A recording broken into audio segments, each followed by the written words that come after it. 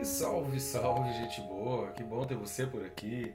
Nesse vídeo nós vamos falar a respeito do seguinte: os critérios sacerdotais incomparáveis de Deus. Vem comigo até o final, não sai daí, vamos junto?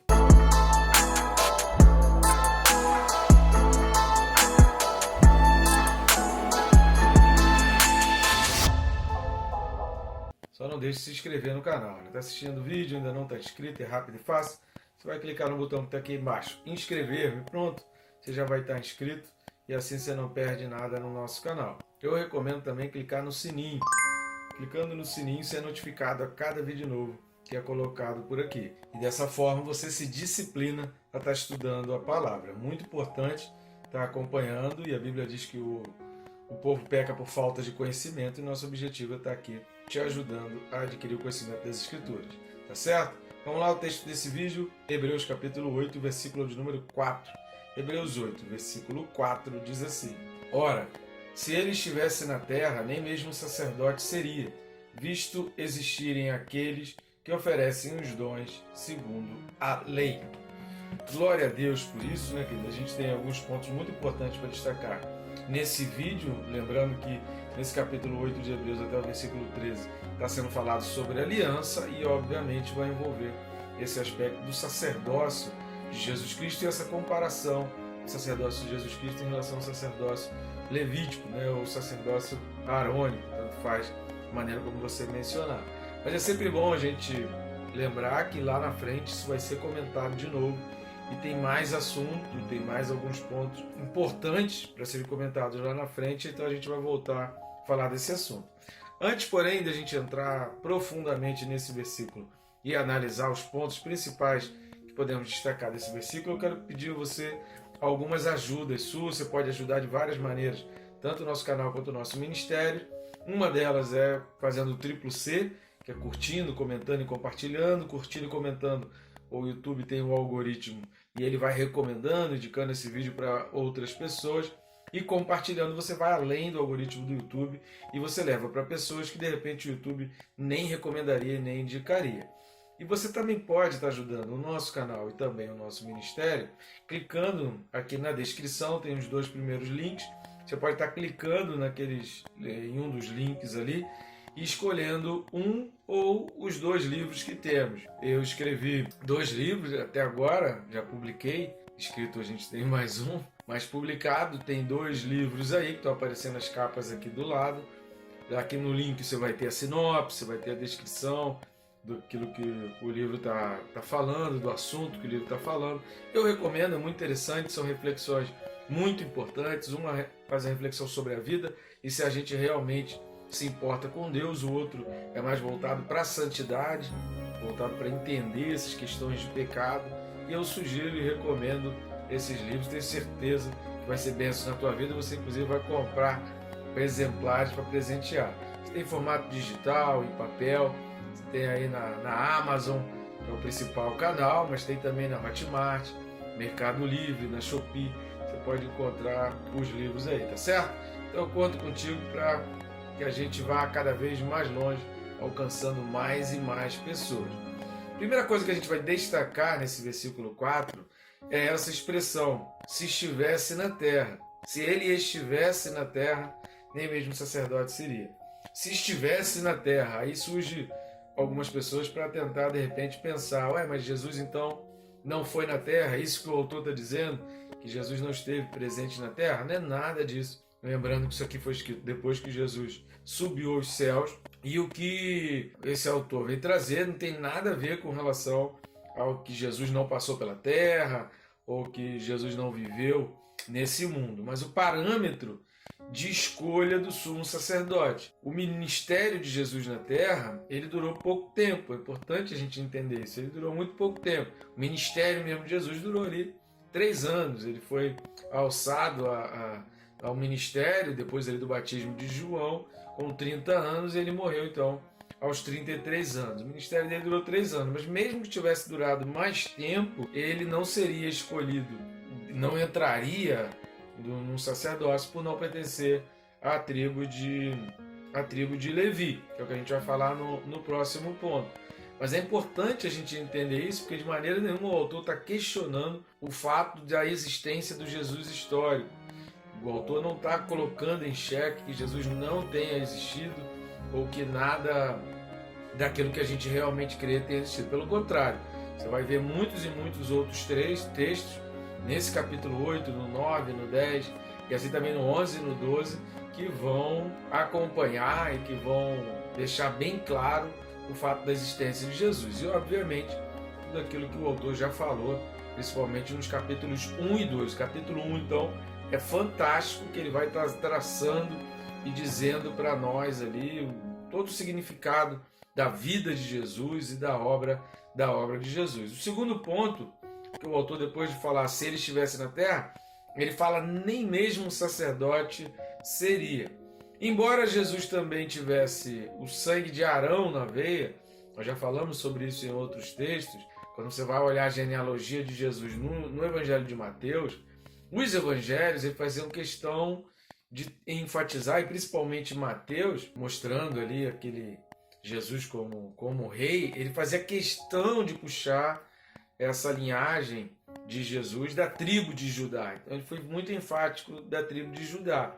Porém, se você reparar, tem a menção de Arão dentro da genealogia de Jesus descrita em Mateus. Por que tem o nome de Arão? Porque para os judeus, as mulheres eram colocadas em segundo plano. A esposa de Arão era da linhagem de Judá. A esposa de Arão era da tribo de Judá. Arão não. Arão era da tribo de Levi, que casou com uma mulher da tribo de Judá. Não mencionando o nome da esposa de Arão, acabou Mateus mencionando o nome de Arão, vindo daquela família. E aí surge um pouco, algumas pessoas ficam nessa dúvida com relação a essa linhagem, a linhagem de Jesus. Mas Jesus, a família dele era da tribo de Judá, e toda a linhagem de Jesus, depois de Arão, vai acompanhar a árvore genealógica, digamos assim, da tribo de Judá. O sangue de Jesus tinha, através de Arão e da sua esposa, desse casamento, esse sangue da tribo de Levi. O que vale é a família. A família de Jesus era da tribo de Judá. Jesus nasceu na família da tribo de Judá. Se existisse um cartório lá, ia registrar Jesus como sendo da tribo de Judá. Então a linhagem genealógica de Jesus, dessa árvore genealógica, não permitia para Jesus ser escolhido como sumo sacerdote. Como nós falamos há pouco, ainda que o ministério de Jesus tivesse durado muito tempo, ele jamais teria sido inserido e teria entrado nessa sucessão dos sumos sacerdotes por não pertencer à tribo de Levi. Então é isso que o autor está falando aqui, que se ele estivesse na terra, se ele ainda estivesse, o ministério dele ainda tivesse continuado, se ele tivesse ainda vivo hoje em dia, mesmo com a idade avançada, ainda assim ele não seria o sacerdote, exatamente por não cumprir os pré-requisitos para o sacerdócio segundo as leis, segundo os homens. A gente falou um pouco no capítulo 7, versículo 13, dessa escolha do sumo sacerdote. Eu recomendo a você, vale a pena assistir ao vídeo, se você não assistiu ainda, de Hebreus 7, versículo 13. Terceiro ponto que nós vamos destacar é porque o autor vai falar assim, nem mesmo sacerdote seria, visto existirem aqueles que oferecem os dons segundo a lei. Assista os 3 últimos vídeos que nós falamos a respeito da oferta, da constituição do sacerdote, que o sacrifício de animais não era a única oferta que era entregue, haviam outros sacrifícios que eram feitos e outras ofertas que eram feitas. O sacrifício animal não era o único sacrifício que era feito ali no tabernáculo, mas nós já explicamos sobre isso aí nos vídeos anteriores. A gente fala dessa entrega das ofertas, das entregas dos presentes, a entrega dos dons. A gente precisa entender o seguinte, querido. O autor não está falando aqui que a lei é desprezível. O autor não está dizendo que a lei não serve, mas apenas que os critérios de Deus são o modelo original. Os critérios de Deus são símbolos da perfeição, evidenciam a perfeição de Deus e a perfeição do trabalho de Deus.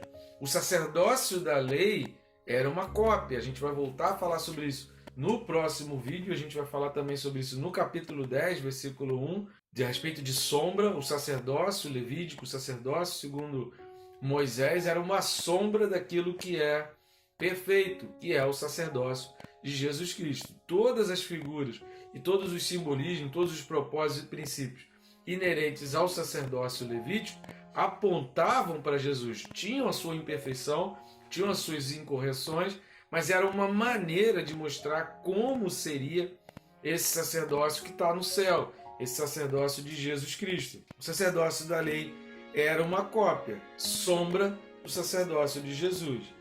E a gente precisa fechar, eu queria fechar esse vídeo entendendo que o autor está colocando aqui, querido, isso me chama bastante atenção, que de acordo com os critérios humanos, Jesus não seria colocado como sumo sacerdote. Você consegue entender o alcance disso?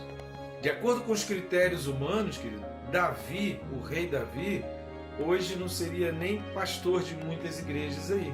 Não seria jamais escolhido para ser um missionário ou assumir a direção de algumas igrejas, por causa da sua vida, por causa de tudo que fez. E aí o que a gente vai observar é que Deus tem critérios totalmente diferenciados. Os critérios de Deus, querido, eles são incomparáveis.